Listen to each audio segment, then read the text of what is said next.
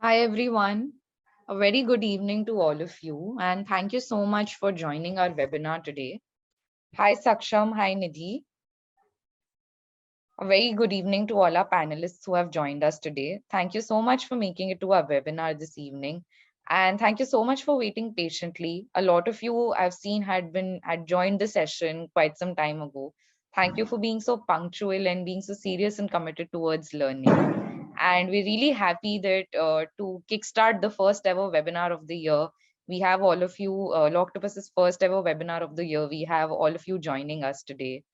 So, the webinar today, as you all must be aware, is on the emerging issues and challenges in competition law, in the sphere of competition law. And we have two experts with us who are more than proficient in telling us more about these issues and challenges. We have Nidhi Singh, who is a counsel at Supreme Court of India. She has extensive work experience with the CCI and law firms like Trilegal. She has also academic credentials because of her experience studying MSc and in law and finance at Oxford University. She's also studied at the Harvard Kennedy School of Government. She has also studied in King's College London, and she's also a scholar at the Stanford Law School, USA.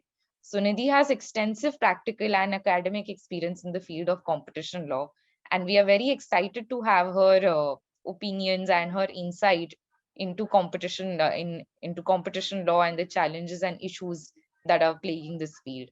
We also have Saksham Mallik with us. Saksham's a policy consultant and a lawyer. Saksham's worked with a lot of organizations, and he's working as a senior associate at the Dialogue. And Saksham writes a lot of interesting articles about competition law and its interface with other areas such as privacy, data protection. And he analyzes a lot the interface of competition law with a lot of emerging new areas. So Saksham also has a lot of keen, interesting insights about how competition law interacts with other areas and what is the future of this area. So the discussion that we'll be having today will be really extensive in covering all these new interesting challenges and approaches, and it will give you a new perspective that you might have not considered before. So without further ado, we'll begin soon. But just before we begin, like, I just wanted to establish some house rules for the webinar. If the participants have any questions, I would request you to use the Q&A box for the same. The Q&A box, I mean, we will be taking up questions. So yeah, as you must have seen in the agenda for the webinar, we will be following the topics as per the certain time slots we've allotted, and we will be taking questions towards the end. So any questions you have, we'll take them towards the end of the session. But in the middle, we'll take a couple of questions. So if you have them, please use the Q&A box to put your questions in. And if you have any other, comments or any other, if because we want the session to be as interactive as possible. So Nidhi and Saksham, if they have certain questions in the middle, if they have certain things they want to say in the mid, ask you in the middle. So please feel free to use the chat box to answer them. And just so that we get a sense of what's on your mind. And for the questions, please use the question answer box. And we have a surprise for you towards the end of the session. So please stick around. Please stay back towards the end for that surprise. And we would really encourage you to pay attention to the session and ask many questions as possible. And we hope it is as interactive as possible for you. So just before we get started, I just wanted to ask a question to everyone. Which year are you all in? Are you still in law school? Which year are you in if you're still in law school? Are you practicing? We're just asking so that we get a sense of what our audience is of so that we can fine tune the webinar accordingly. So okay, we have fourth year students, we have first year students, second year, final year, quite a lot of law students we have. Do we have any practitioners? Okay, we mostly have law students. That's great. Awesome. So we have a lot of law students with us today. Thanks for telling us. And we'll keep that in mind when we go forward with the session. So, okay. So, all right. Thank you for telling this to us. Now, let's begin with the session. So Saksham will be going first with his portion of it. and we have a presentation for you. So, Saksham, can we get started, please? Perfect.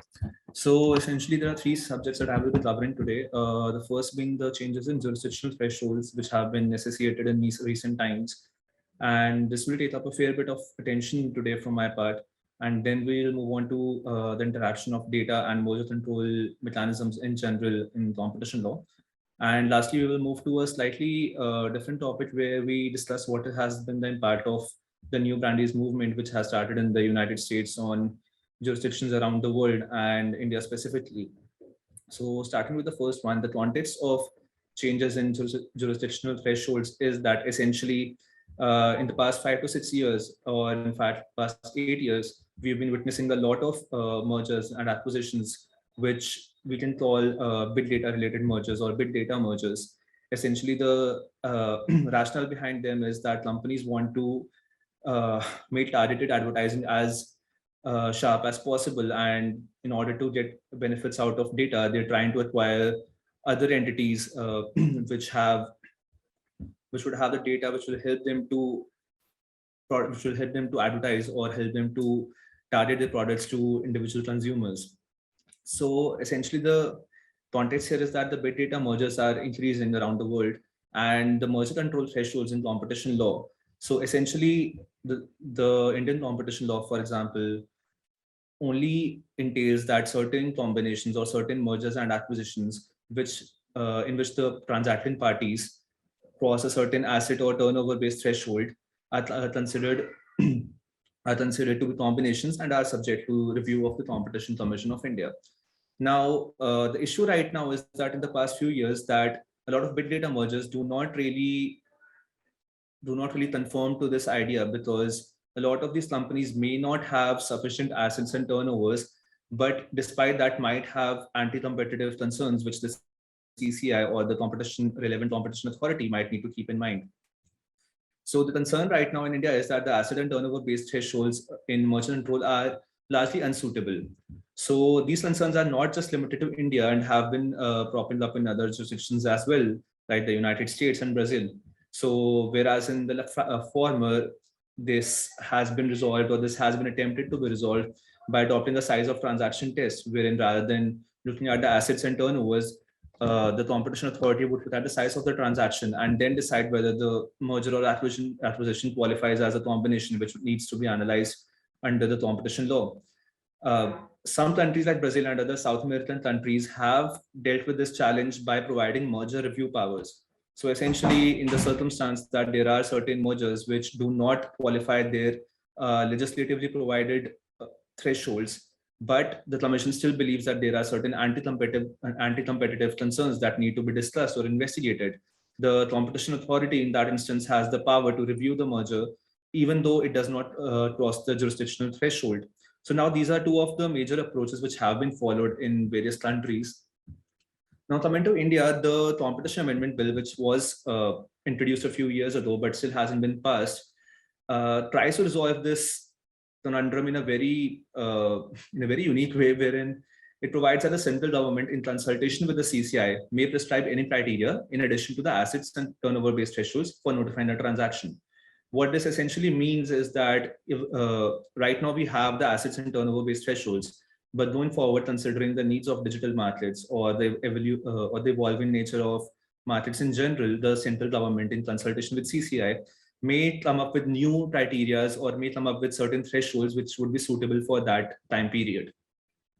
Now, on one hand, the good part about this is that it allows the central government and the competition authority to analyze and adapt to changing nature of digital markets or markets in general.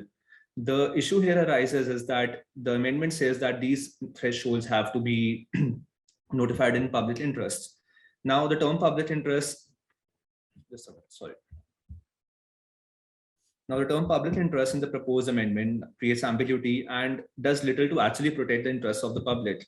Now, the concern here is that if we have subjective parameters which are not explicitly defined within the Act, or in the absence of explicitly defined parameters, at least some guidance which would tell that, okay, these are the 4 or 5 factors which the central government and the CCI have to consider while notifying additional thresholds or additional criteria, to meet the needs of Tamil markets. Now, in the absence of that, in the absence of that, the same is likely to result in the thresholds being prescribed on the basis of subjective parameters, which would be ideal from one perspective, from let's say the perspective of small traders, but not from the perspective of big tech companies. And this can create a digital market ecosystem, which will be slightly uncertain about the manner in which data and the processing activities will be affected. So, in order to have ease of doing business and in order to have a healthy competitive market in digital markets, we need to have certain parameters and certain thresholds for that matter, which are clearly defined, which do not cause uncertainty, and which have the potential to also at the same time also have the potential to just drive the test of time and do not and provide for effective resolution of conflict in the markets. So another concern that arises due to this amendment is that there are concerns within certain stakeholders that the amendment may dilute the powers of the CCI and instead give the central government disproportionate authority to regulate the merger control thresholds. Now, essentially, it might seem slightly paranoid or slightly far-fetched from one angle that this isn't really dilution of powers of the CCI and the central government will not have disproportionate power. But if we see it in the context of the amendment in general and the recent trends in the past year or two, especially in the context of how the central government and certain tech entities have not been seen eye to eye on certain issues about data and competition, and in the context of the amendments in the competition law, for example, now the competition amendment bill also proposes the formation of a governing board, which will be constituted of certain members of the CCI, but also members either from central ministries or those appointed by the central government. Now, the board essentially is proposed to be given wide powers. Now, in the matter of consistent criticism, that is that the competition law framework and essentially the CCI and the MCA has not been able to effectively regulate mergers in the digital markets, and a bill that is amplifying the involvement of government in CCI affairs. The governing board is one example. The competition amendment bill is fraught with certain examples which can display the manner in which the central government will have an increasing role to play in the upcoming competition scenario. And thirdly, and these two things. So now the amendment of notifying of given central government in consultation with the CCI the power to notify additional criteria.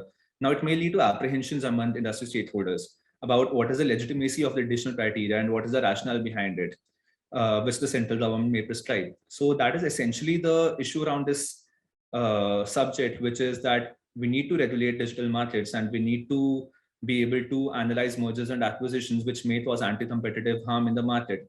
But at the same time, there needs to be certain parameters which are clearly defined and which are certain and which will not cause apprehensions among any stakeholder in the relevant market. For example, like be it your big tech companies, be it your small traders, be it consumers, or even for that matter, the employees. So we need to have an environment where uncertainty is minimized, ease of doing business is ensured, and at the same time, no anti-competitive concern arising out of mergers or acquisitions is able to escape the scrutiny of the CCI. Coming to the second issue is slightly similar to the first issue, but slightly broader, which pertains to the role of data in merger control. Now, the primary challenge in this context concerns analysis of data protection in the merger control landscape. Now, broadly moving back or taking a larger view of things from merger control in particular, the interaction of data and privacy with competition law, which Nidhi will deal with in much more detail later on, and I will just touch upon right now, has led to certain issues and certain conflicts. The foremost of the one being jurisdictional conflicts, to the question whether data privacy concerns or data privacy issues even belong in competition law or antitrust law. Now, a trend in certain jurisdictions has been to distinguish data privacy from competition law, and data protection authorities look at this aspect. Now, this approach primarily aims to avoid jurisdictional conflicts, and this is a trend we're seeing in various countries and even in India to a certain extent. While on one hand, we see the CCI analyzing data privacy issues in certain cases. If you look at the PDP bill, the PDP bill actively endorses that any conflict or any questions that need to be governed by the Data Protection Authority, as well as any other agency which may have concurrent jurisdiction, needs to be needs to be resolved by cooperation and consultations, just to ensure that the regulation of a certain market or the regulation of a certain anti-competitive conduct is done efficiently. So now this is the broader view of things where we're dealing with, where the trend has largely been to separate data protection or data privacy from competition law. However, this is not always easy and in fact desirable in certain contexts, one of them being mergers. Now, during merger assessments or during investigations into mergers and acquisitions, protection of data can be a relevant concern. Now, this props up in two major ways. Now, players in digital markets often do not charge for services, but that does not mean that the services are free. It does just mean that we are paying with our eyeballs or our attention in digital markets, as we've discussed before. Now, because price is not a very important factor in digital markets, assessing the impact of a merger on a product or service on a product or services price may not be helpful. One of the approaches that the CCI or in fact competition authorities around the world follow is, hypothetically, if a certain merger was to go across, would that give the resulting entity enough power or enough market power to essentially determine prices unilaterally without competing on the basis of prices in the market, which is considered a very important indication of anti-competitive atmosphere. Now, essentially, this presents problems in digital markets because price is not as important. However, there are other concerns. Now, firstly, a merger or acquisition may lead to dilution of privacy practices of the merged entities, thereby affecting the quality of the product or service. Now, essentially, without taking names, let me just give an example. For instance, if I register for a service and I agree to a certain privacy policy where I agree for my data to be processed in certain circumstances for certain purposes. Now, the privacy policy at that moment of time does not foresee future mergers or acquisitions in most cases. Now, in the event that the same company is either acquired or merges with another entity, the concerns that my data, which was shared with, let's say, company A initially, will now also be shared by company B, if not entirely, then for limited purposes, but will now be shared. And the company B, for that matter, will be able to use my data for targeted advertising, uh, for improving their ad revenue businesses, and etc. etc. Now, that is one concern. Secondly, this also raises a concern that consolidation of data, like for instance, if let's say a certain operating system company, when it acquired a certain social media network 5 to 6 years ago, a concern that raised was that the combined database of both these entities will lead may enhance network effects and lock-ins. Now, to put it simply, network effects and lock-ins essentially means that the market power, or the not just the market power, or the ability of an entity to to sustain itself in the market enhances or increases as more and more people start joining it. For instance, online messaging apps. If I'm using messaging app A, one of the reasons I'm using it is because all my friends and all my contacts are there. And because I'm there and because my contacts are there, that is enough incentive for other people who are not initially on the app to now come to the app. Now, this is a sort of a network effect which enhances the company's position in the market. This is also a sort of lock-in because I will be very reluctant or very hesitant to leave the app and move to another, let's say, a more secure app or a more privacy-centric app, because I don't have enough I don't have enough people to connect with on the other app. Now, that's a sort of a lock-in which has been imposed on me by the nature of the way the market is structured. Now, because of the market power or because of the position these network effects and lock-ins provide to certain apps or provide to certain digital companies, it may impact the ability of new entities to enter the relevant market. Now, there's a reason that we've witnessed increased concentration or increased consolidation in certain digital markets where new products or new smaller entities have not been able to either enter the market, or if they have entered the market, have not been able to scale to the level of the entities which already exist. The To put it diplomatically, the concept of big tech was, let's say, formalized or uh, was given a concrete form a few years ago. And for other apps to enter the market or other players to enter the market has been increasingly difficult. Now, this one of the reasons behind this is consolidation. Now, in this context, if we let tech companies merge or acquire a smaller company without sufficiently investigating the impact the consolidation of data can have, the network effects and lock-ins in this context will increase or will be more enhanced and can further impact the ability of new entities to enter the market or sustain themselves in the market. So these are two main concerns that arise. For the first being that a merger or acquisition may lead to dilution of privacy practices of the merged entity, thereby affecting the quality of the product or service. And secondly, the concerns which may arise out of consolidation, which may lead to network effects and lock-ins and prevent other players from effectively competing in the market. Now, how do we resolve this? Now, there are certain perspectives on this. Now, we need to consider that Section 24 of the Competition Act already lists around 14 factors that the CCI shall have regard to while determining whether a combination can cause appreciable adverse effect on competition or not. Now, since the relevant subsection is so expansive and does cover relatively a lot of factors beyond price pertaining to the quality of a product and service and other aspects for that matter, the proposed amendment has not suggested changes to the same. Now, even though the amendment has not suggested changes to this provision, there's still some lack of clarity about the extent to which competition authorities can look at privacy concerns or even should look at privacy concerns as a non-price factor while inquiring into combination. Now, even if they do investigate, how do they resolve it? Experience from the United States and even European Union suggests that in order to ensure that a merger or an acquisition does not lead to certain anti-competitive fits with regards to the dilution of privacy mechanism, a strategy or let's say a route that has been followed by certain jurisdiction is of taking certain commitments from the merging entities or the acquiring entity, wherein they allow the combination on certain conditions, on certain commitments that certain practices or certain conduct will be either done or not done by the merged entities or the acquiring entity. So that is one strategy. Now, the impact of data consolidation on competition in digital markets might not need changes in the policy framework. Now, rather a broader interpretation of Section 24 factors.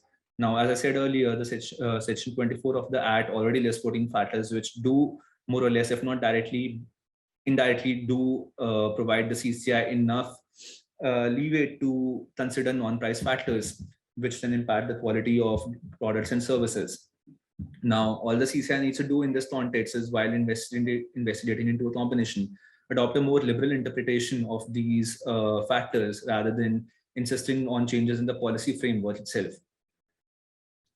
Now, that brings me to the last subject of my part, which is the Neo Brandeis movement and its impact. Saksham, sorry to interrupt. Before we move on to this part, I just wanted to ask the participants, in case if they have any questions, if there are any doubts, or if there are any, any questions that you might have. There was a question which was answered in the Q&A box by Nidhi. So I would really encourage you to see the answer. Sure. Okay, so Mohammed has raised his hand. Could you please use the chat? Could you please use the Q&A box to ask your question? So the question is, there's one question. Can you give example of a tech merger to understand how data issue was handled? So essentially, at this point, I can't name companies for that matter. Let's say, now these issues mainly prop up in issues where, let's say, as I said, around 10 years ago, one of the issues that did come up was when a certain operating system company acquired a social media company, and one of the concerns was that the resulting entity or the resulting entity or the parent company would have a lot of data at its disposal, which would allow it to, let's say, better advertise its products to consumers and at the same time also enhance its digital services in the relevant market. Now, when this jurisdiction or when this issue was investigated in the European Union, the fact that this issue even came up was considered very what's the word for it? progressive for that point of time. Now, the European Commission at that point did consider the manner in which the resultant data would lead to certain, let's say, might lead to certain anti-competitive impact. Now, the reason there was no final determination of any anti-competitive conduct to be resulting from this merger or this acquisition, for that matter, was the kind of databases or the kind of data that was collected that would have been consolidated after the merger was not uniform or was not concerning the same relevant markets. While the former market was mainly concerned with operating systems and the latter was mainly concerned with social media, the resulting database was not considered to have a lot of potential for appreciable adverse impact on competition. So the manner in which this will be dealt will obviously differ from case to case. The current issue remaining that the acknowledgement or the recognition of data privacy or data even being the relevant concern during mergers is what has been propagated or what has been encouraged by competition professionals around the world. So the way it will be dealt with does differ from case to case, as I said. But yeah, so that was what happened in the European Commission case. But the main issue right now being that we need to, or competition authorities for that matter, need to A, acknowledge the role of data or the role of privacy in merger control mechanisms, and B, look at the effect of consolidated databases on certain relevant markets. So, yeah. Saksham, so the participants are requesting that you sort of sum up the discussion a little because it was a little fast. So I'm before so we sorry. move on to the next part, would it be possible for you to maybe just sort of quickly recap the Sure. discussion? No And problem. Muhammad So sorry. has written a question for the host and panelist. I'm just putting it on the Q&A box. Yeah. Uh, If it's okay, can we take the questions at the very end? Sure, okay. Once Nidhi is Muhammad's also question, done. I'll just put it on the chat box Sure. for everyone to see, since I can't copy paste it to the Q&A box. Since we're running a little short on time, it will just be better for us to deal with all the questions at once at the end. All right. So there's another question at the Q&A box. We'll address that also towards the end, along with Sure. Muhammad's question. Sure. Muhammad, I cannot copy paste your question on the chat box for everyone. So can you please put it on the Q&A box instead? Yes, thank you. Please just put it on the Q&A box. Yeah. So can you see the slide on role of data and merger control? Yes. Okay. So essentially the issue is that during mergers, how does data or how does privacy concern play a role? Now, without taking you through the slides, there are primarily two concerns. Now, the first concern which arises in the context of digital markets is that a certain or merger or certain acquisition may lead to dilution of privacy practices of the merged entities. So essentially, whenever a merger or an acquisition has to be analyzed by a competition authority, the core point or the core concern is that does this transaction for that matter affect, does this transaction for that matter will impact competition in the relevant market in any way.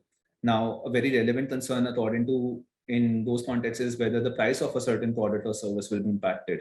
Now, because price is not a very relevant or a relevant concern in most digital markets, its relevance in a combination assessment also becomes less. Now, in order to analyze other quality related parameters, like for example, data or the extent of privacy protection, how will that be governed or how will that be concerned becomes a very relevant issue. Secondly, if a merger or an acquisition goes ahead and the data which will be consolidated in the hands of the resulting company can enhance network effects and lock-in periods. Now, if these network effects are enhanced or lock-in periods are enhanced, the ability of a consumer to, let's say, leave or substitute a certain service for another service suffers. Now, whether this will happen or not happen, or if this does happen, to what extent, is also another relevant concern that competition authorities have to see in relevant during merger during combination assessments. So essentially, the debate revolves around these two issues. Now, the argument that I am putting forward here, or the argument that has been put forward, is that in order to ensure that data privacy concerns and concerns relating to consolidation of data do not really require policy changes at this point. Section 20 clause 4 is more than enough. All that we need is a more liberal interpretation of the same by the Competition Commission of India while assessing combinations. So that is essentially the whole argument. If it's okay, should I move forward, Shanshi? Yes, yes, you can. We'll address the questions towards the end. Yeah, perfect. Because a lot of these questions, I haven't checked the Q&A bots in a bit, but I'm guessing a lot of these questions will also be addressed once Nidhi comes to her part, since her part also relates to data and privacy quite a bit. So maybe some of them will be resolved then.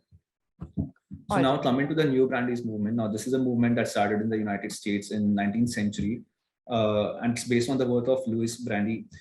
Now, the movement has two basic premises.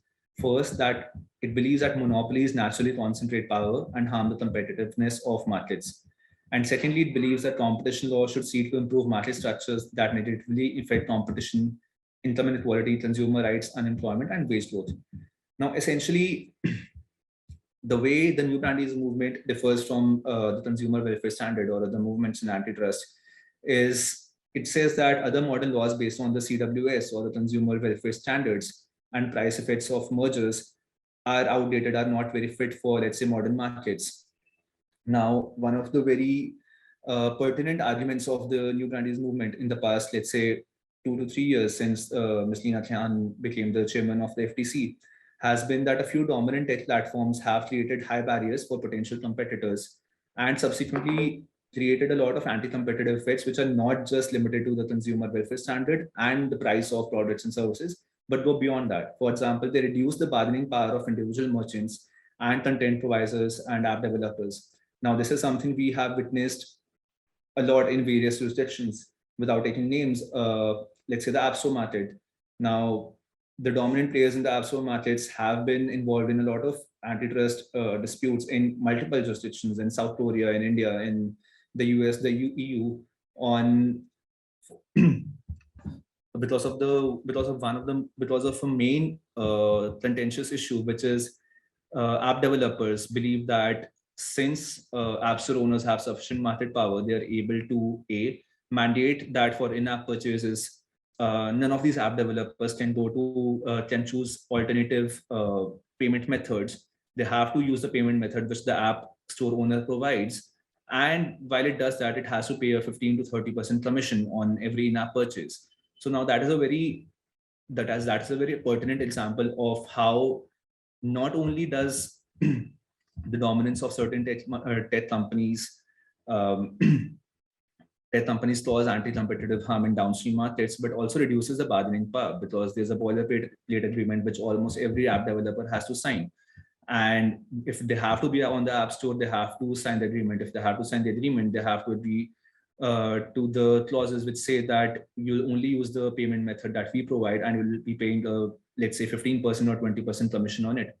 Now that is essentially the argument of the New Brandeis movement, that we need to expand the stakeholders which we believe are traditionally a part of competition law or any market, which has been mainly limited to horizontal competitors, downstream players, and as well as consumers. Now, the movement says that the concern of antitrust law is not limited to only these stakeholders.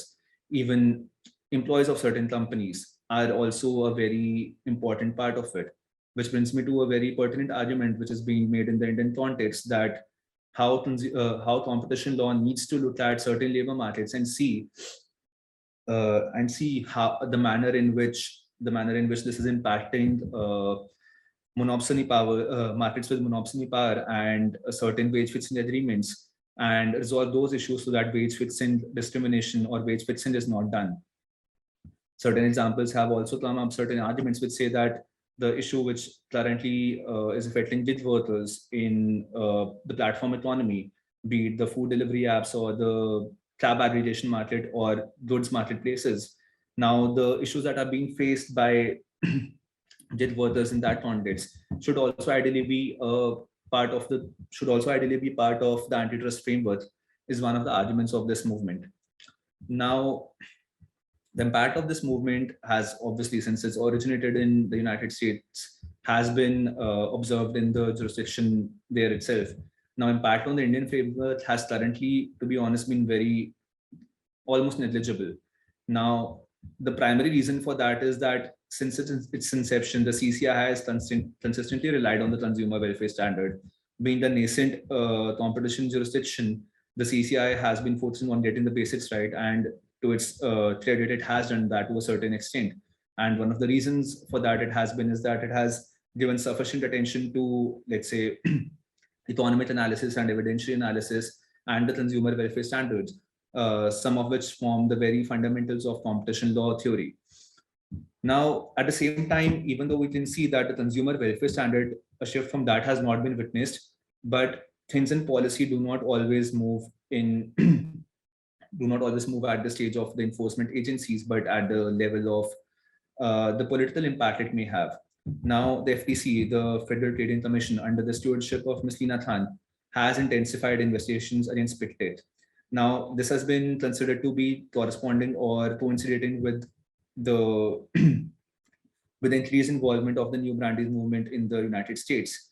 Now, what that has done what that has done is that the United States and the European Union, the competition authorities there have always had a sort of, let's say, not a persuasive value, but a sort of bearing on the manner in which competition authorities of other jurisdictions would act. Case in point being the absolute market again. A few months after the Congress and the FTC started cracking down on the App Store owners, the South Korean government also came out with a policy which prohibited them from mandating certain payment methods and charging the commissions. Now, this political impact, or this influence is currently being witnessed in the Indian context as well. So now, while in the Indian context as well, like as we've seen in the past year or two, investigations against big tech in response to the activity in the United States is increasing in India as well. At this point of time, almost every big tech entity in India is under some sort of competition scrutiny. Now, that is a political impact of the New Brandeis movement. So the conclusion being, while investigations in India are likely to continue focusing on the consumer welfare standard, the focus of competition authorities towards digital markets characterized by, let's say, significant concentration or monopolies or duopolies has been taught. And this is largely thanks to or owing to the New Brandeis movement. So to sum up, the impact of the New Brandeis movement has not been as such in India on the methodology or on the manner in which enforcement activities are investigated, the manner in which antitrust investigations are conducted, but essentially the priorities and the focus of the Ministry of Corporate Affairs and the CCI in general. So the political impact has been more visible in the past, let's say, 2.5 years. That sums up my part, Shanshi. Thank you, Saksham, for that great presentation. And before we begin with Nidhi's part, let's just maybe answer some of the questions. So there's one question which is saying that how does the CCI decide when to allow a merger acquisition by taking assurances and when to straight up refuse a merger acquisition? Nidhi, do you want to take this one or should I? Sorry, Saksham, I missed what you were saying. I'm saying, should I take the question or do you want to do it? Which question are you referring to? So the CCI deciding to allow a merger acquisition by taking assurances and when to straight up refuse a merger acquisition. Yeah, this is, sure, Saksham has covered this issue and we can take it up, but this is... So essentially, so essentially the issue is a lot more complicated is a lot more nuanced than CCI either taking assurances or straight up refusing a merger or acquisition. Now, as we said at the initial level, the factors which have been provided in section 24 do inform the 2020 clause 4, do inform the approach of the CCI in order to determine that to what extent can the merger or the acquisition cause anti-competitive effects in the market. Now, commitments or let's say modifications, the modifications may be suggested by the CCI, or the modifications may be suggested by the parties itself, which are known as voluntary modifications. So these aspects, that is modifications and commitments, one of the important guiding factors behind this is that the CCI sees that is there any scope for changes to the structuring of the deal or the manner in which this deal will act out. So if there is still scope for the deal to go through by, let's say, either ensuring that the transacting parties will commit to certain conduct or at present itself modify the deal in certain aspects, that is a very important criteria for them to see whether the deal can be proceeded with certain commitments or modifications, or if there's no scope for the same, the CCI would be likely to, let's say, dismiss it. But as I said, this is a very simplistic or a very simplistic approach to it. The real issue would be a lot more nuanced. Without further ado, we'll begin with Nidhi's portion of the presentation. And Nidhi, if you could please begin with that. Hi everyone. I will be dealing with certain parts which Saksham has also dealt. So, and I will give you my perspective as well on the data privacy issues and the and its interface with competition law. But before that, it will be interesting because data privacy issue is not only something which has touched India, it has touched all the leading jurisdictions of the world and the developing and the developed economies both. So I would like to take you through the recent initiatives and the developments in competition law, and more particularly in the policy and regulation sector that is involved in the digital platforms. So if you look at the recent initiatives, more particularly, you could see it would not be wrong to say that the UN bodies like the UNCTAD, or for that matter, the UN conferences on restrictive trade practices held in 2020 and 21, all of them have highlighted concerns regarding the interface between privacy and competition law, and also the various issues that emerge, particularly in the competition sector in the digital market. And but interestingly, when this conference, for example, the UNCTAD conference that was held in 2020 on digital platforms and how competition law should be dealing with the challenges that digital markets or the platform markets throw, most of the countries felt that the existing competition laws are adequate to deal with these challenges. And but however, in the recent 7-8 months or say a year, this view has changed, and they have somehow moved in favor of carrying out some legislative reforms and some sort of an ex ante regulation.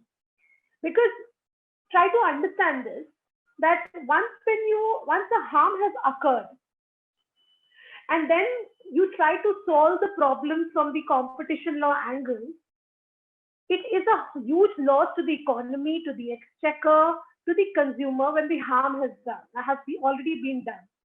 So the approach that was propagated by the international bodies, or for that matter, all the countries participating in these international agreements and multilateral negotiations, was that there should be some sort of a legislative reform that must be carried out, along with an ex ante regulation to be encouraged. Now, before moving on to what kind of changes these economies or these various countries had suggested, it will be interesting to look at one or two challenges. The challenges which have been faced by countries like Argentina, Pakistan, or the Russian Federation is that they have emphasized the kind of difficulties they face by using the conventional competition tools, which is usually based on prices or for that matter, consumer welfare, from the angle of consumer welfare, to handle the emerging competition issues in the digital market. So some of these authorities, competition authorities, have felt difficulties using these conventional tools. And these tools are becoming difficult to use given the distinguishing factors of the digital market. It is complex to understand. Say, for example, defining relevant market, or for that matter, determining abuse of dominant position. All of such instances become difficult while doing so in a digital platform market. But all the more it gets complex, and the challenge which the countries have faced across the world is because it is not easy to say whether the digital market is actually competing with similar products in the brick and mortar world. When I say brick and mortar world, I mean the traditional markets. And how is it that you are going to determine whether they are actually competing with the online market when it comes to similar products? So, and this becomes all the more relevant when you are trying to define a relevant market. So similar challenges, like what I mentioned, one or two instances, were faced by competition authorities, are being faced by competition authorities across the world. Now, one such example, if I could give to you, a recent example to explain this issue could be acquisition by Uber by an app called acquisition by Uber of an app called Careem in the country of Egypt. Now, in this case, what had happened is that the competition authority of Egypt allowed the acquisition to take place by Uber of another app called Careem. But the authority in this case mandated the acquirer to share data with the new entrants who come into the market to maintain competition in the market. Now go back to Saksham's point, which he was mentioning about the mergers in the in digital platform market, and how can a privacy concern be solved? Try to understand this example from that angle. Because Uber is a dominant app, car aggregated taxi-based app for in the online platform sector. And if, for instance, it is acquiring a domestic app called Careem in Egypt, definitely it will have access to a lot of data because Uber isn't already in a dominant position. So the way out taken by the Egyptian authority in this case was to allow the new entrants with some amount of data so that they are at fair play when they enter the market. This was one approach that was taken by the competition authority in Egypt. And hold on to this example, because I'll give you two more examples from the United States of America, where a similar approach has been taken, but there is also a dissenting approach of a leading judge in the Ninth Circuit Court that was rendered. So I'll take you to that, but hold on to this point as well. So this is something, one recent case that is involved in the digital market that can help you understand how the challenge is being addressed. And for that matter, what are the kind of challenges? So challenges which is being faced are quite similar in nature. But what concerns us is the kind of approach which is being taken by the competition authorities across the world. That is the lesson, the kind of lesson which we can draw on to detect the cartel-like practices, or for that matter, AOD practices in the online sector when it comes to the jurisdiction of India. Now let's move to what kind of legislative and regulatory initiative by competition authorities has been taken. One example, which I'm sure all of you must be aware about, the Digital Markets Act in the EU, that has been in news for some time now. But even before EU had a role to play or took a proactive step in this regard, Germany had actually spearheaded this in 2020, when it actually, through its 10th Amendment in competition law, created a framework for addressing the problems or concerns in the digital economy and related competition issues.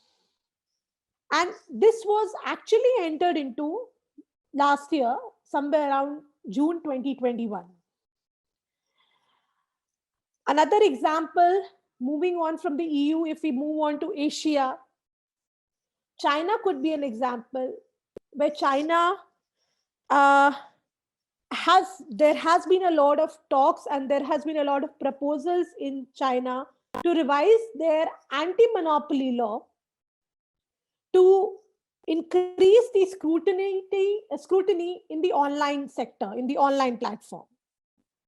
So this is broadly, these are some of the approaches which is being taken by competition authorities across the world.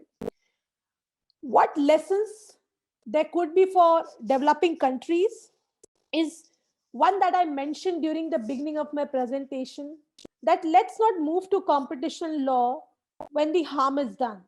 An ex-ante regulation, even if not within the jurisdiction or within the discipline of competition law, should be encouraged. Like I mentioned, some of the jurisdictions have been amended. And there is a lot of lesson that is to be learned through international cooperation and regional cooperation, both. If within the region itself, there is a cooperation between statutory bodies in a country, that could be helpful. International cooperation, where you have a lot of sharing of data, like we have exchange agreements with some of the competition agencies, that could be helpful in understanding and better enforcement of laws in the digital markets. I will take you, Shanshi, how much time do I have? Because I've just, I have two more slides. I just wanted to understand. I think we have another 10 minutes, 10 minutes or so. Yeah, I think, yeah, that would be great. So let's move to this next slide. Okay, so before I move on to this aspect, let's deal with this aspect. To understand the interface between privacy and competition law. So Saksham has, he has tried to cover it very well from the Indian angle and also from the jurisdictional thresholds angle and from the perspective of mergers. And that's quite a hard and a very complex perspective, complex topic to deal with. But I'll take you through my understanding of role of privacy in competition law in data-driven markets, and especially when it comes to mergers. So there is no doubt about, not an iota of doubt, that digital environment as such, it has brought some sort of a drastic regulatory and legal transformation, that today requires competition authorities to sharpen their views and the procedures, in particularly when it comes to merger analysis, because of the kind of access these tech companies have to the data and personal information, particularly the trade secrets. Now, what I want you to understand here is that we must have read about competition law having interface with IPR, with the consumer law.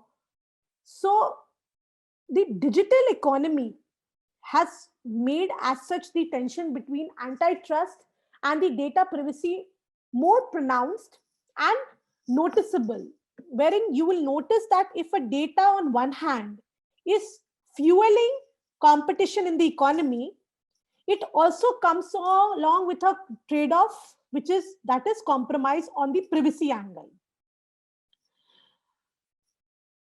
But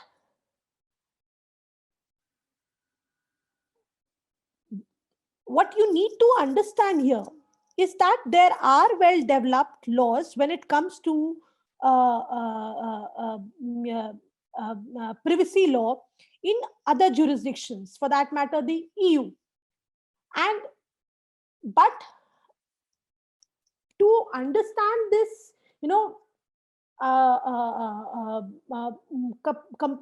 completely from an interface between data privacy and competition law, it is important to just a second.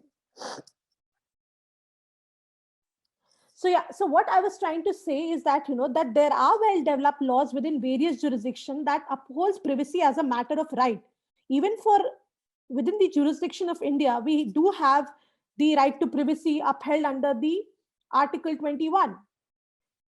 But what I would like to bring before you is that the complex reality that we have seen over the past few years, wherein data privacy can be seen overall as a separate law in itself.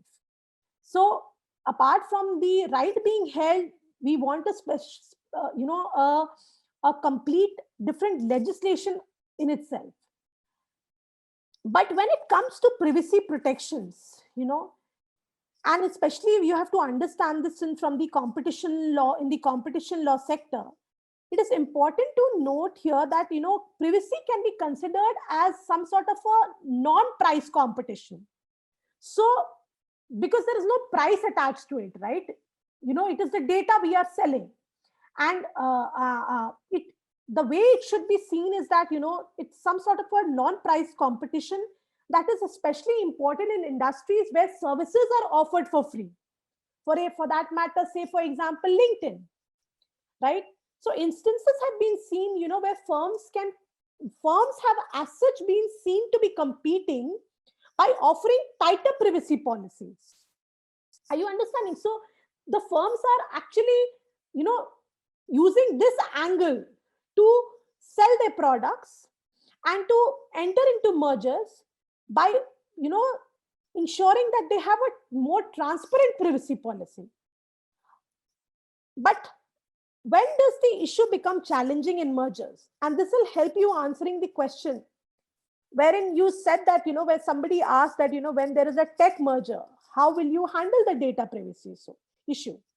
So in case of tech merger, if the entity becomes dominant, the dominant firm can harm the consumers because it has no incentive to invest in privacy. That goes without saying. But what in this case should be done is, referring to the question which one of the clients, which one of the candidate had asked, that, antitrust authorities in such cases must examine transactions in light if it is also likely to, say for matter, reduce the incentives to compete in providing privacy to the consumers. Take, for example, to explain it further, take, for example, in the Google DoubleClick case. And I would like to take you to a dissenting opinion of a judge here, where of the commissioner here, who had remarked that privacy could actually be taken as a cognizable offense under the antitrust laws. So transactions under given circumstances could lead to improved product, or for that matter, lower prices or greater innovation on account of the resultant data gains. So in such events, if again, one of the questions which I read, how will you see that? If the intent is, somebody had asked about whether abuse of privacy could be an offense.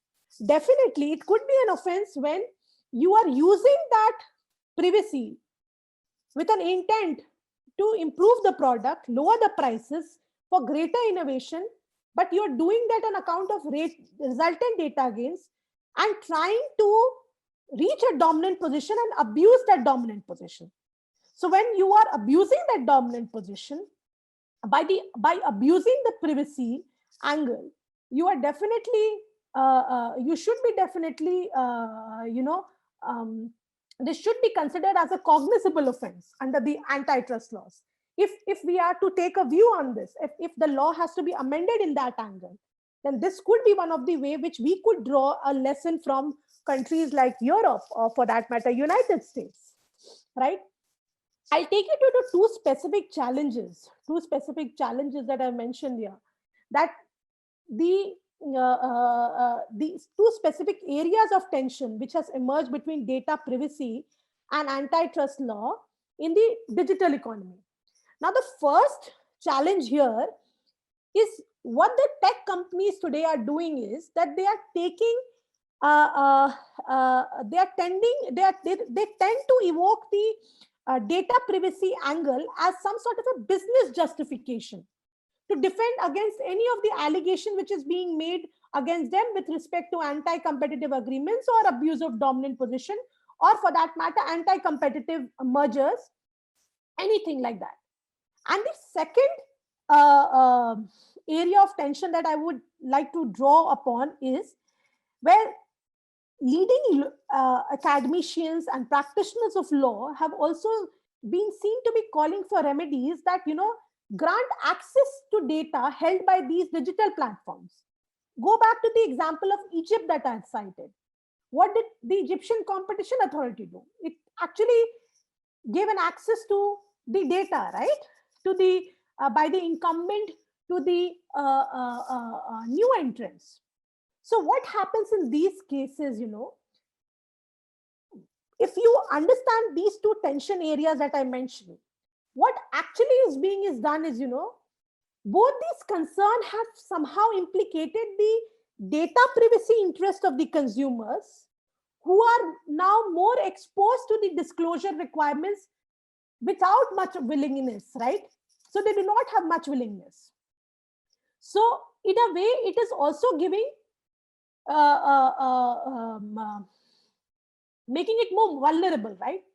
So one example that I could bring you to. So one was the Google double click. Second was the the acquisition by Uber of the Careem in Egypt. The third example that I could bring you to is of the United States, wherein where competition concern, if you was one of competition concern, and the data privacy was one of the concerns in the recent Ninth Circuit decision of the US courts in HiQ versus LinkedIn. Now, what happened in this case, that it provided a description of the new and this inherent tension existing between the two in the digital world. In this case, LinkedIn actually terminated the HiQ's access to user profile data on LinkedIn social network. Why did so? It argued that HiQ actually violated user privacy settings through its collection and dissemination of profile data in data analytics software. Now, the claim of HiQ that the termination which was done by LinkedIn was unfair, and the practice of LinkedIn is actually intentional in doing so because it wants to outsit one of its potential rivals. So in this case, by granting continued access to LinkedIn user profile information, what the courts did was, that it effectively guaranteed that HiQ could continue to, as such, override the privacy settings in the name of competition. So if you see this, the approach which was taken by the authority here was the competition first approach and not the privacy first approach. Now, this is something which is contradictory to what also Saksham mentioned by the the approach which is being taken by Miss Leena Khan, who is the current who currently heads the FTC as the chair. So, if you see, the objective of HTC has always been to protect the privacy, right? But this is a recent decision rendered by the Ninth Circuit Court, where FTC wants to ensure privacy, but the court ruling shows the approach where it is giving more primacy to competition. Now, instances like these actually, it begs the question, which the question which we need to ask is that whether antitrust analysis would examine data privacy, and whether this data privacy protection can be considered cognizable as a business as business justification. So this is something which that needs to be kept in mind while trying to understand interface between data privacy and competition law, whether you're assessing a merger and or determining abuse of dominant position, or entering into cartel-like formations or anti-competitive agreements. And like I mentioned, about the approach taken by US, let's come to EU. And I'll take you to one of the approaches which has been recently taken by the EU, where, if I quote, where the Commissioner of Competition of the European Commission has recently in 2021 remarked that with the data, and I quote, with the data becoming increasingly important for competition, the future isn't too far when giving access to data would be the best way to restore competition, unquote. Now, this approach is similar to what was taken by the Egyptian Competition Authority. What is the EU propagating in such case? What is the representative or the head propagating in this case is that, it is propagating some sort of a behavior remedy, that grants the rivals compulsory access to user data held by the competing platforms, right? So this is something which overall how the interaction takes place. But what could be the possible way out in this case is that there is a need to assess the importance of respective interest in the, or for that matter, respective respective interests at stake in antitrust and data privacy that should be weighed and considered against each other. So the solution in this case could be trying to take a more of an accommodative approach, and just like Saksham mentioned, to try to deal with on a case-to-case basis. So when you take an accommodative approach, you try to handle the interface between antitrust and data privacy, and in a way that you are not acting biased towards any particular area of law, while you're giving some sort of an equal billing to both. Not like what I would propagate as a practitioner, where you're taking a singular approach that was taken by the Ninth Circuit Court judge. No, I would propagate a view where you're trying to handle the interface by giving some sort of an equal billing to both, and you're addressing concerns about the inherent tensions. So this needs to be done in the scope of the permitted conduct within the contours of competition law involving violations in the digital economy. I think I would, I have one more slide, but I don't think I should be taking that because that's a more technical. I can take that, but I don't think I have so much time. Nidhi, yeah. I think this was the last slide in the presentation. No, Shyanshi, I moved to the last slide, but there is another slide. So this is the slide, Shyanshi. Oh, that's my slide. Oh, acha, This one second. Acha. This one, the virtual competition and role of algorithms. So this is moving from general now to more specific. I don't think we have the time to cover it because we have a lot of questions also. Yeah, so I think I'll leave this because I have completed 2 topics. So let's not enter. I don't want to deal it halfway. Let this be 2 topics and then Okay.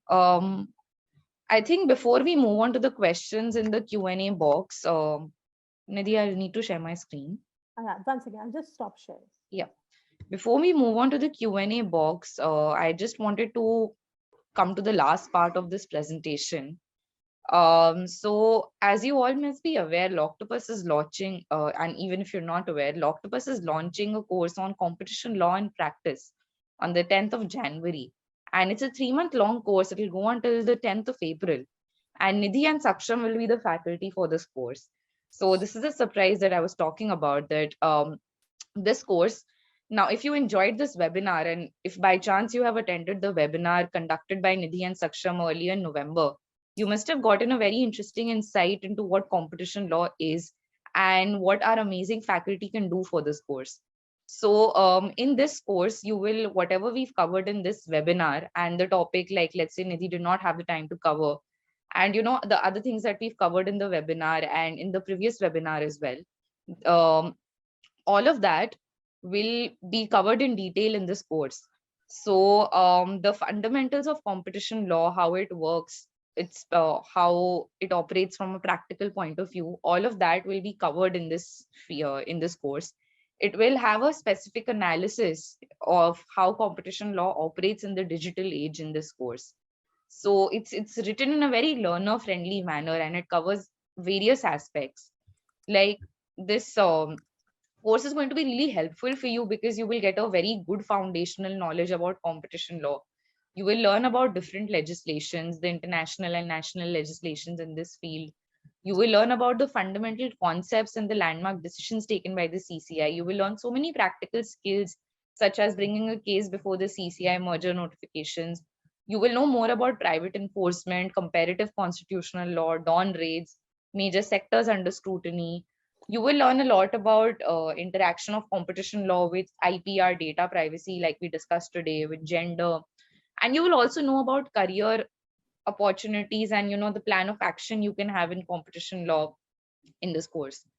So this course is going to be completely online. It has recorded lectures and live sessions by Nidhi. It has 16 text-based modules which have been drafted by Saksham, and they have all these reading resources, which like it has these reading resources which have the sources also. And you have a lot of assignments and exercise at the end of every module. You have assignments which will help you test your skills. And there is an online forum for resolving your doubts. And overall, the learning experience that you will have due to doing this course will be a really warm and caring one, because we really do care about our learners and what they get out of it. So this is a completely self-paced course. It's a 3-month course. You can, take your time and do this. We'll have live classes once a week or so. You will get a certificate of completion if you do well. And the top learners also receive a letter of recommendation. So the surprise here is that you get a 15% waiver or discount if you use the code which is given on your screen.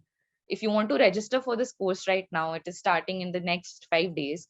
So if you register for this course now, this is the waiver or the discount you get for starting this. If you register for the course, it's a 15% discount. And if you have any questions, you can call Snigdha. Her number is given on the screen. She is our placement coordinator, and she'll really help you with any doubts you might have about this course. So please do check out this course. I would really request you to do that. I will also post the link to the registration link to this course so that you can have more information about it. And at the end of the webinar, I'll also be sharing a feedback form with you.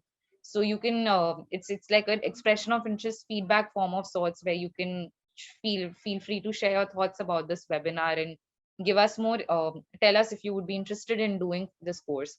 So I'll just share those links with you, and thank you so much for attending. Now, I'll just get back to the questions raised by the participants on the Q&A box. So we have So Nidhi answered a question by Shivappa in the Q&A box. She's already answered it. And the two open questions are by Shrish and Muhammad. So for the first question is, we have all heard about the GPay store, Google Play Store and Apple Store policy issues. So what is the opinion of policies of these private tech companies and how is it affecting competition law? So Nidhi, Saksham, which of you would like to take this question? Yeah, so I'll do it. Like, since I spoke about the App Store issues earlier. Okay. Now, as I discussed, that the main issue that arises here is not, as we say, that dominance in itself is not bad, but the way in which you use that dominance in the market is what matters. Now, there are two main entities in the App Store markets, and both of them have certain app stores which are not which are substitutable with each other, but are relevant for certain operating systems. Now, at the same time, if I'm an app owner or I'm an app developer, if I want to reach, let's say, the market of operating system A, i.e., the Android market, or the operating system B, which is the uh, iStore market or Apple market, now I have to go through these app stores. Now, essentially, because as the app store owner, I have a certain market presence or dominance in the market, I have the ability to negotiate terms which are beneficial for me, but might not be beneficial for downstream players in the market. That is, uh, the players in the that are app developers. Now, these issues have come up in the European Union. Spotify has filed a case there. In the United States, I think Fortnite filed a case there. In India, we have startups which are currently in conversation with the CCI and the MCA, where the main issue arises is that of, again, as I said, that you have to, if you want to put the app on our app store, you have to agree to these terms, which means that you have to use our payment methods for in-app purchases, and we have to, pay us a certain commission. Now, I understand that on one side, the argument is that this creates a sort of an uneven level playing field for both stakeholders, because um, the app store owner has certain bargaining power in this case. But on the other hand, we cannot dismiss the concerns of the app store owners in entirety, because essentially, if we tell them that, okay, you cannot charge commissions for your system being used, for gatekeeping the system, we're essentially telling the app store owners that you're essentially being punished for innovation. You're essentially being punished for success, for financial success in the market. So there are two sides of this. So what I personally believe is that there needs to be a balance wherein innovation in the app store market is sustained and fostered, but on the other hand, unreasonable clauses or unreasonable conditions are not put on app store developers. Maybe the commissions would be lower, or maybe the mandate for using the app store could be slightly more lenient. So there has to be a balance. Okay. Moving on to the next question by Muhammad. He's asked a more pointed question. So, Saksham, what do you have to say about that? So, Mohammed, to be very honest with you, this is anyone's guess right now. We had certain hope when a similar merger was being considered between Sony and, I think, Viacom 18, like a year ago or so. So, but the the discussion never reached the stage of competition scrutiny because the deal was called off. Now, what is going to happen now is going to be quite interesting. As I said, go back to the basics, go to section 20 clause 4, see the factors that the CCI may consider. Now, the first thing that they will come to is obviously the market share. Now, the way they define the relevant market, because both the entities are present in multiple markets, upstream and downstream. So it's really anybody's guess right now, Mohammed. But at the same time, I guess the market share will be a huge consideration because there are certain overlaps between the two entities. Let's say broadcasting of sporting events for that matter. Now, in that relevant market, if it is considered a relevant market at all by the CCI, that might prop up some issues. So it's anybody's guess, and it's really depends on which relevant markets are considered. Okay. There's one last question on the Q&A box. How the countervailing buyer power can be ground to prove the dominant position? Nidhi, you want to? Nidhi, do you want to take this question? So yeah, I think she has network issues. I'll take it. So essentially, countervailing buying power Countervailing buyer power in assessment of, can you repeat the question once? How the countervailing buying power can be ground to prove dominant position in digital platform. So essentially, I'm yet to see a certain example of this in digital platforms. So where the countervailing buying power, or where monopsony power, as we often call it, becomes relevant, as we've seen it in the past 5-10 years, is, I mean, I might be wrong there. It might have had certain relevance in digital markets as well in India, but I'm not aware. But where we've seen it mostly is in cases of tenders and cases of cartelization. So countervailing buying power essentially becomes relevant when you have, let's say, a lot of sellers or a lot of producers, but a single buyer, but like very few buyers. So in this instant case, it's not like, contrary to what we see in competition law moves, it's not the seller, but the buyer who has certain power or bargaining power in the equation. Now, this usually happens in a lot of tender cases. Now, essentially, if you look at natural gas pipelines would require pipes which would have certain modifications or certain specifications.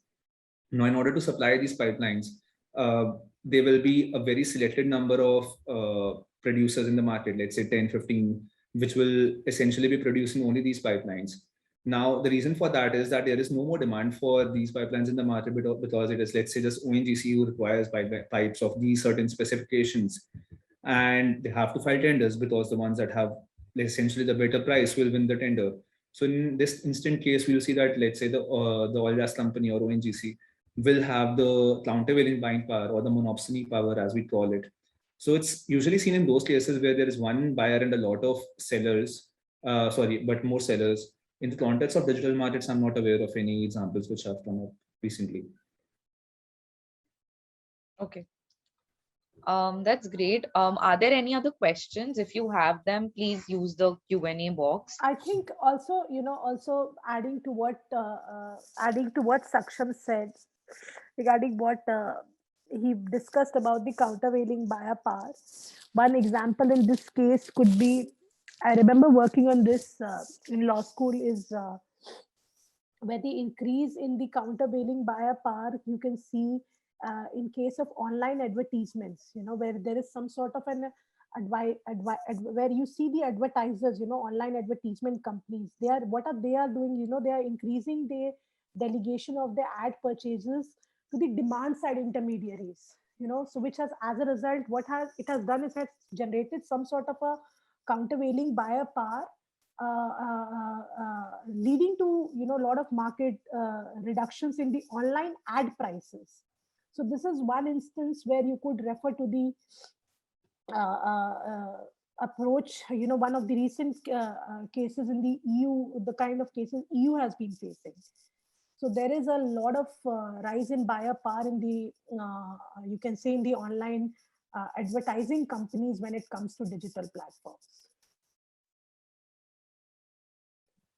Okay. That's interesting. Does anyone have any other questions? Please use the Q&A box. Or if are there any comments, are there any questions, any feedback, any suggestions, please feel free to use the chat box or the Q&A box to let us know your thoughts.